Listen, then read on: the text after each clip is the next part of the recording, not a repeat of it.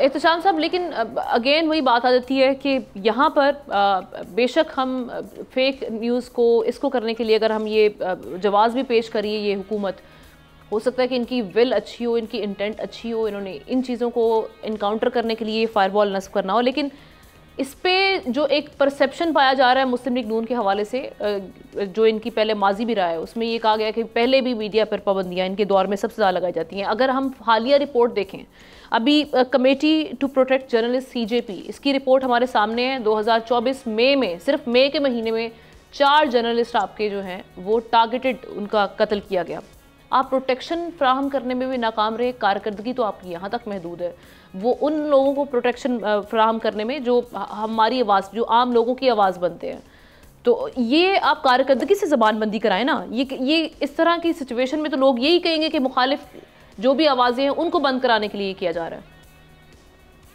देखिए, हम ना ये फ्लो ऑफ इंफॉर्मेशन को रोकने के लिए और अपने ख्याल में जिसको आप समझते हैं कि ये हमारे खिलाफ प्रोपेगेंडा है, इसको स्टेट के बारे में आप कहते हैं प्रोपेगेंडा किया जा रहा है, कौम के बारे में किया जा रहा है, तो ये हर हुकूमत करती है। आपको याद होगा कि ये जो मीडिया पे अभी जिक्र किया पाबंदियां का, ये वो लॉ वही है जो PTI ने बनाया था, जिसको पीका उसको फर्दर ट्यून करके बेहतर करके इन्होंने PMLN लगाया, फिर उसकी मुखालफत हुई और फिर ये कहा गया कि जितने स्टेक होल्डर हैं उनको बिठा कर उनसे बात की जाए, वो नहीं की गई और नतीजतन उसके खिलाफ हो गए लोग।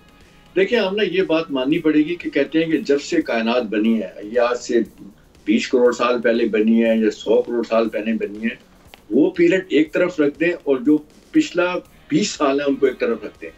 पिछले 20 सालों में जो इनोवेशन और टेक्नोलॉजी की एडवांसमेंट हुई है, वो कहते हैं इतनी ज्यादा हुई है कि उसने इंफॉर्मेशन का फ्लो इतना आगे कर दिया कि लोगों को समझ नहीं आ रही क्या किया जाए।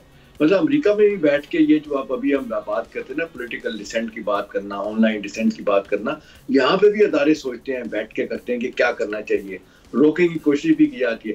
लेकिन यहाँ तो मैं ये देखता हूँ कि मसला ही डिफरेंट है कि यहाँ तो मीडिया, चाहे आप इलेक्ट्रॉनिक है या प्रिंट है, वो तो हम देखते हैं वो एस्टैब्लिशमेंट की लाइन लेता है हमेशा। इराक वार हो, अफगानिस्तान की वार हो, पाकिस्तान हो, जो भी है उनको देख रहे होते हैं। यहाँ मसला पैदा कब हुआ? देखें, यहाँ ये सबसे ज्यादा जो आज हम देख रहे हैं, ये पॉलिटिकली मोटिवेटेड, ये जो कहा जा रहा है डिजिटल टेररिज्म, ये कहाँ से, कब इस पे ये काम शुरू हुआ? ये ज्यादा बात हुई, आपको याद है 2-2.5 महीने पहले की बात है, जब बानी PTI ने एक स्टेटमेंट किया था, वो बल्कि पोस्ट की थी, वो कॉन्टेक्स्ट उसका ये था कि जी ईस्ट पाकिस्तान का जो सान्या हुआ था, उसका हमीदुर रहमान कमीशन रिपोर्ट जो आई थी, लोगों को उसको स्टडी करना चाहिए। Exactly.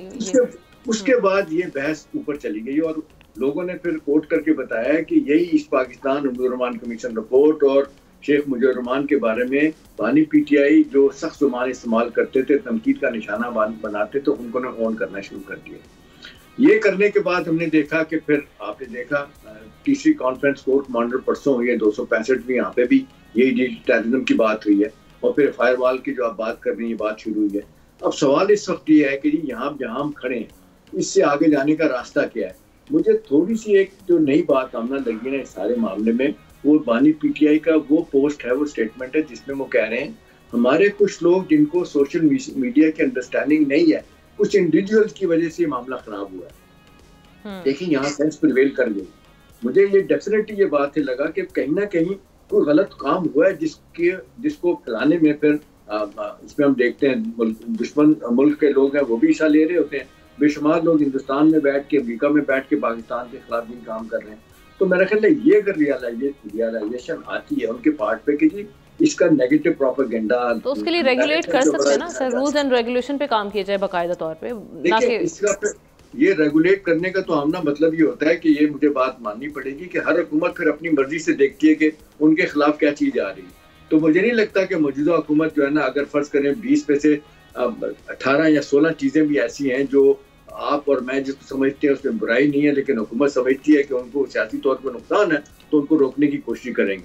सवाल ये नहीं है, सवाल ये है कि जी क्या जो भी आप जिक्र कर रही हैं, सब लोगों ने कहा कि क्या ये फ्लो ऑफ इंफॉर्मेशन को आप रोक सकते हैं? VPN लगा के भी आपने लोगों ने देखना शुरू कर दिया। तो मेरा ख्याल है सर, आप जो VPN सर्विसेज दे रहे हैं ना इंटरनेशनल, उनके कारोबार को सिर्फ बूस्ट कर रहे हैं, क्योंकि यूज तो जिन्होंने करना है उन्होंने करना ही करना है। इंटरनेट वो आपके सामने ही है और बड़ी तादाद में इस वक्त कहा जा रहा है कि मोर देन 100% जंप आया है डिमांड में। ये फोर्ब्स की रिपोर्ट है जो मैं यहाँ पे कोट कर रही हूँ। ठीक, अब सवाल ये कि हुकूमत या हमारे अदारे जिसको समझते हैं false propaganda, negative propaganda, narrative बनाने की कोशिश की जा रही है। अब इसमें कितनी सच्चाई है? किसी हद तक तो हमें आमना ये लगता है कि जब आप शुतरे बेमार हो जाते हैं तो फिर जब आप अपने नाम से नहीं, आप झूठे नामों के साथ जो फेक न्यूज फैला रहे होते हैं और आप उनको ऑन भी नहीं कर रहे होते, उसके नतीजे क्या निकलते हैं।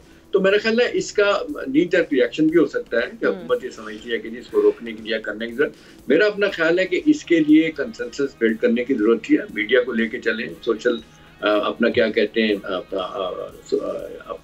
सिविल सोसाइटी है, सिविल सोसाइटी को साथ लेके चलें और बहुत सारे लोगों को साथ लेके चलें, ताकि ये अगर ये आप करें तो जो आप पाबंदी लगाने की कोशिश करें उसका बैकलैश ना आए। लेकिन मुझे नहीं लगता ऐसा होगा, क्योंकि हुकूमतें जो हम देखते हैं कि वो ये समझते हैं कि वन साइडेड प्रोपेगेंडा आ रहा है कल को, लेकिन ये सब चीजें हॉन्ट करती हैं एहतशाम साहब। सब्सक्राइब करें और बेल दबाएं ताकि कोई खबर रह न जाए।